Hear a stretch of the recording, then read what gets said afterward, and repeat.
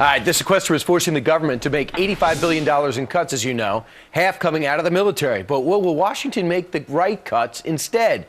Our next guest says probably not. Since March 1st, he has written 11 letters to various department heads with suggestions on better ways to enforce the sequester, less painful ways, more logical ways. Joining us right now, Oklahoma Senator Tom Coburn. Senator Coburn, it doesn't have to be like this.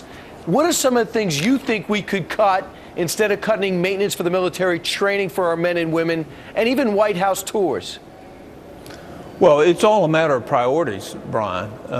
You know, the president wants the sequester to be painful so he can make the case that we need bigger government, larger government, and that we cannot cut the things that we should be cutting. First of all, I'd make the point, given the Defense Department, the president, under his own authority, can fuel a nuclear aircraft carrier and get it back to the Middle East, regardless of what we say, because he is the ultimate in terms of charge of defense of the country.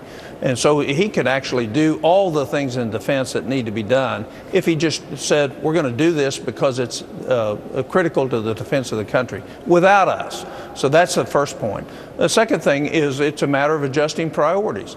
We waste a ton of money in lots of areas throughout the federal government, and what we have failed to do is to give flexibility to all these agencies. Right. They know what's important, what's not, and we've chosen not to do that, and Harry Reid on the Senate floor has decided not to allow votes to do that. It's a joke. Here's an example of what you've given us. You say, for example, cut this. Government social media managers, not air traffic controllers who have, I know for firsthand, have been laid off and furloughed.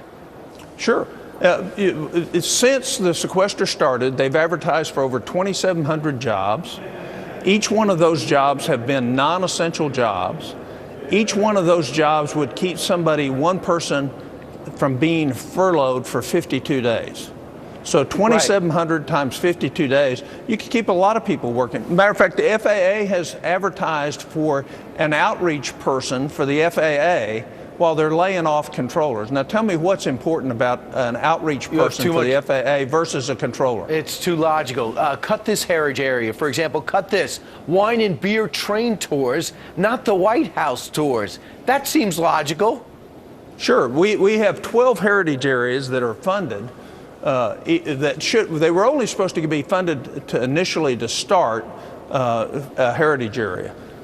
They've been on average 16, 17 years. Even the White House wants to get rid of them, but we aren't allowed to offer an amendment to get rid of them, so we'll have the flexibility to do the other things that we need to do within the Department of Interior and the Department of Agriculture. Yeah, please try to keep pushing things like this. Senator, I want to bring you to another topic. Yesterday, Harry Reid took the Senate floor to talk about something tragic, and that's the loss of 7 Marines due to an accident on a military base in Nevada.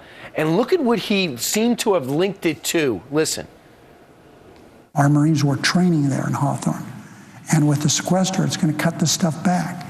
And he seemed to, although the entire speech, link it back, the accident to sequester, as if that caused the death of these 7. The Marines seem outraged. They released a statement. What's your reaction?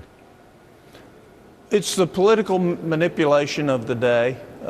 It's tragic that he would even connect the two. Our military forces don't put their troops at risk. They're not going to train if they don't have the proper equipment and time there. And I just think it's another unfortunate aspect of words being spoken to try to gain a political advantage rather than doing the right best thing for the country. Senator Coburn, if things are going to work out, it's going to be because of guys like you. Thanks so much for your time. You're welcome, Brian. Good to see you. All right, straight ahead.